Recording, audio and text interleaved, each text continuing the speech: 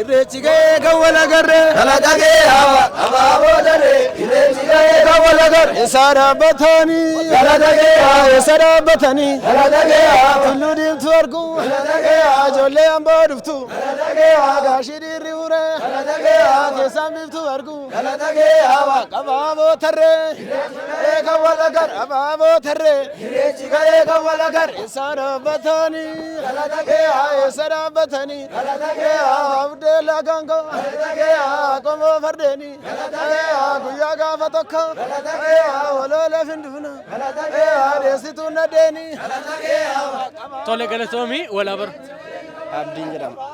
eessarraa dhuftanii gareen keessan maal jedhama? Amboorraa dhufne gareen keenya garee waltaanii Amboo jedhama. Mee ayyaana irreechaa akkamitti dabarsaa jirtu? Ayyaana irreechaa haala gaariin dabarsaa irraa uummata keenya wajjin shaashaan baay'achaa irraa. Mee irreecha Finfinnees haala gaariin darbee irreechi kunis haala gaariin darbaa jira. Mee akka waliigalatti hawaasa Oromoof duudhaa ganamaatti deebi'uu isaatiif ergaa maal qabdu? Baay'ee nama gammachiisa haala kanaan Oromoon tokkummaa uumee waliin qabatee waliin oolee galuu isaatti baay'ee gammanni irraa tokkummaan kun gara fuulduraatti illee itti nuuf hafuun jedhama. Tole galatoom. Baay'ee galatoomaati.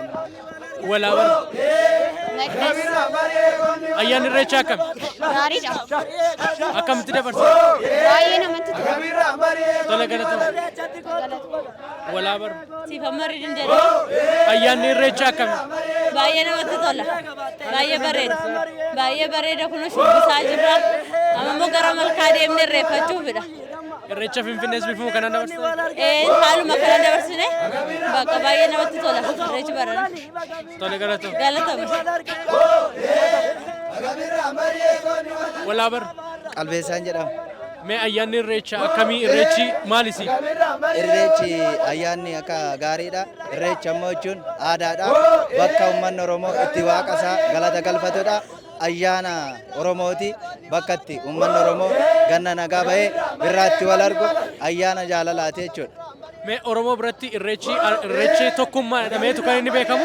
Tokkummaa Oromoo agarsiisuu keessatti gaheen irreechaa maal fakkaata akka keetti? Tokkummaa Oromoo keessatti Oromoon bakka itti tokkoomee itti wal argee aadaa kan namaallee kan isaallee kabajee uummata jaalalaati.